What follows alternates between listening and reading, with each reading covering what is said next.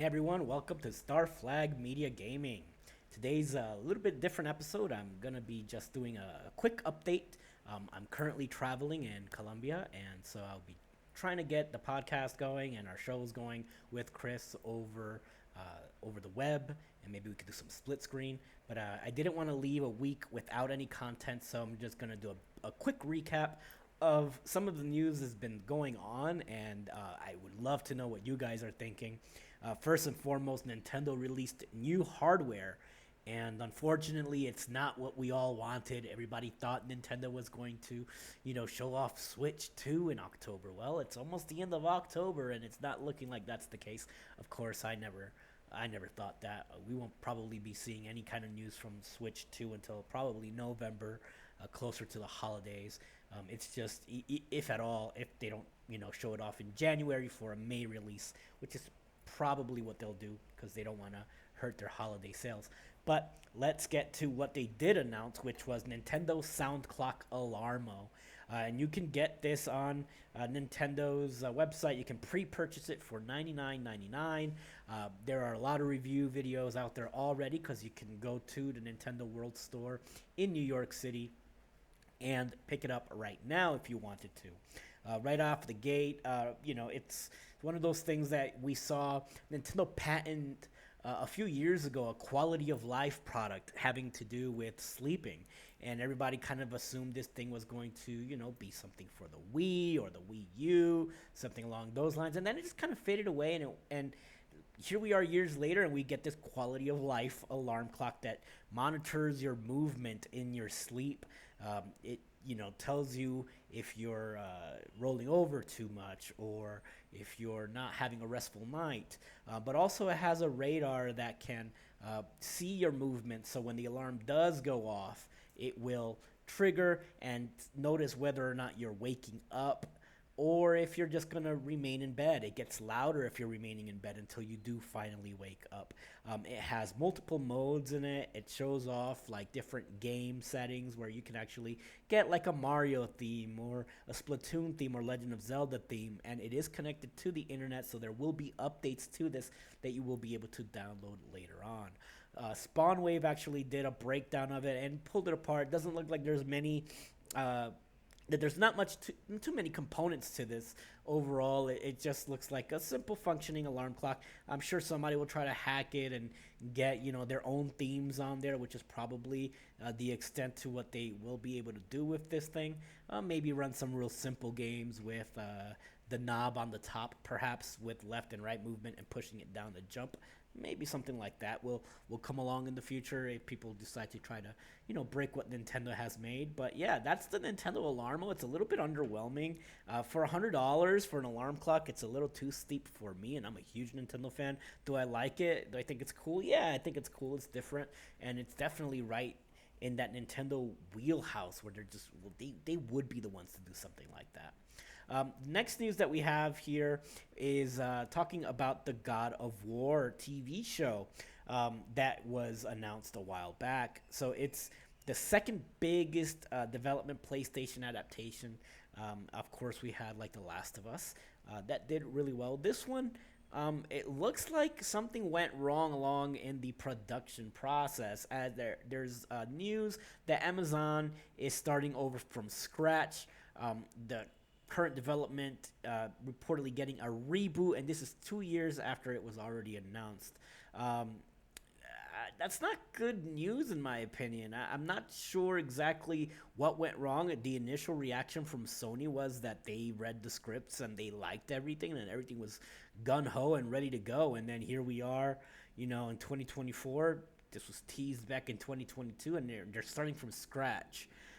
So yeah, that's not good news for any God of War fans out there, or maybe it is good news. Maybe they saw what was going on, and perhaps they want to take it back to square one.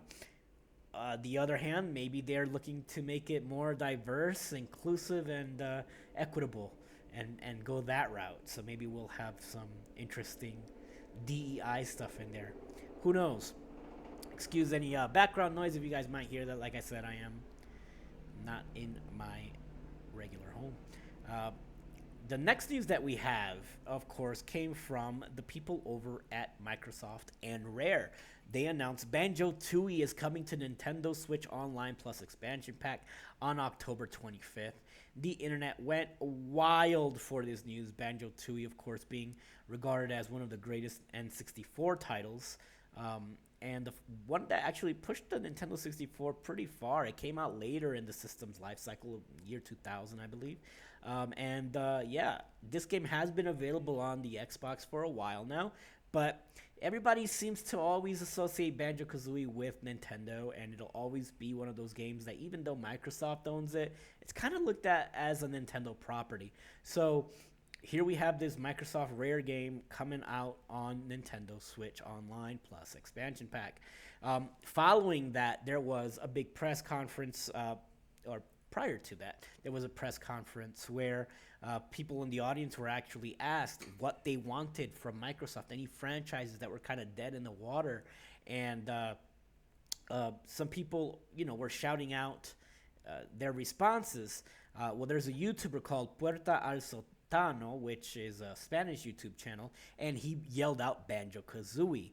And Greenberg, which of course is the vice president over at Xbox, actually responded when he said Banjo Kazooie, saying nobody cares about Banjo Kazooie.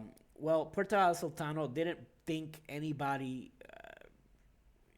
that he wasn't kidding. It wasn't sarcastic by any means. And it became a little bit of controversial because tons of gamers care about Banjo Kazooie.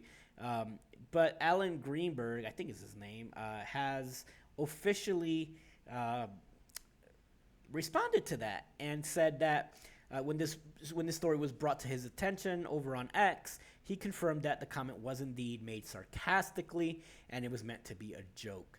He even went a step further to heap some praise over to the Banjo Kazooie game and his own interactions with it, saying that it's a classic and that he grew up with it and he loves that series. So perhaps Microsoft is listening, and of course, if this is well received, which it seems like it has been for the Nintendo Switch Online expansion pack, perhaps we will be seeing Banjo-Kazooie 3 in the future. And if Microsoft is smart, they will make that a Game Pass Day 1 and a Nintendo Switch exclusive, because it's at home on Nintendo. It really is. It's just one of those franchises. And then we're going to round up Nintendo news with the Switch playtest details. So last week, Nintendo sent out this notice saying that there was going to be a playtest for around 10,000 people, asking to please not discuss what was going on in the playtest. And of course, immediately, as soon as any kind of details came out, they got leaked right away. So it looks like that there is some kind of a game that's making a massive multiplayer online game. And it looks like finally we're in a stage where Nintendo's hardware can actually capitalize on this. So here's what Kotaku has written on this. Nintendo making an MMO some 15 years after anyone cared about them is at least interesting in on itself. And we're not talking about fighting orcs and buying mounts here, but rather something that looks like a fever dream and Peter Molyneux might have made playing too much Minecraft. In this game, the text beneath a section titled "The Game's Purpose" reads, "The goal is to work with others to fully develop a massive, expansive planet by utilizing creativity and farmed resources." The accompanying picture, which isn't posted in the article, showed a large sphere covered in an expansive grid with some of its squares filled in with various amounts of blue. And the description continues, "As you progress through the planet, you'll discover new lands, enemies, and resources that will become essential to your journey." A second screenshot then showed off what looked like a tiny Minecraft-type world in bell jars with words saying, "Throughout your adventure, players will be granted special tools known as beacons. These beacons emit a healing light that purifies and develops the land. The higher your beacon is placed, the wider its beacon zone becomes. Within your beacon zone, your best work can be done. Players will repeat the process until their current planetary block is considered fully developed." Now, this sounds like a Nintendo very, family-friendly oriented way of of getting people together into a combined massive multiplayer game and basically constructing a planet. Now, what it reminded me of when I looked at the pictures that were posted and this description was, if this was like an adult, like I took myself into an adult type game, what would it be similar to? And it reminded me a little bit of Helldivers too, where you're basically in a multiplayer aspects trying to clean and rid the galaxy of the bugs and the robots, right? So you're expanding and clearing levels out until the goal is complete. This sounds like that, but on a different type of scale where it's not obviously going to be a shooting game or anything like that. It's more in line with what we just read in that description. It is interesting to me, and I would love to see what Nintendo's spin on the series and on the genre is. So if anybody can revive this type of a MMO type genre, it's Nintendo at this point. And like Kotaku said, a lot of people have moved on from that genre in a long time, but there is a space there for people who do like that type of game. So I'm here along for the ride. I'm excited to see what they do with that. So let us know what you think about that. What is Nintendo's big reveal for that playtest? Is it underwhelming, or is it more along the lines of what you thought it would be? And we're going to wrap things up here with SpaceMarine 2. SpaceMarine 2 dropped, and a lot of people over the web and all over my TikTok's For You page were screaming that this is going to be the game that takes over where Helldivers left off. Well, it looks like the developers over at SpaceMarine 2 don't learn from what their competitors did. They released an update and made the game harder. A game that's already not easy. They nerfed weapons, they nerfed the system, and of course, the player fan base that was there, they decided to do exactly what was going on in Helldivers and leave. So now we have SpaceMarine 2 devs responding to the backlash over the new update that made the game harder. And let's see here if we can get the quote over from Kotaku, of course. Players and devs react to the 4.0 update over on Reddit. It says, we closely read your feedback regarding the latest patch for SpaceMarine 2, and we're actively working on another one, including balancing fixes. It should release next week. Again, thank you for your support. For now, that seems to have cooled off the SpaceMarine 2 community as players wait to see what Saber is going to actually patch next week. But, man, are they oblivious to the only reason that your game is actually as popular as it might be right now is because you picked up some of those Helldivers 2 people who left because of these terrible nerfs and terrible updates that made the game harder and took away your favorite weapons. The games that were already not easy became even more difficult. Anyway, that's my take on that. Let me know what you guys think in the comments. I'm glad that you guys are here with us every week.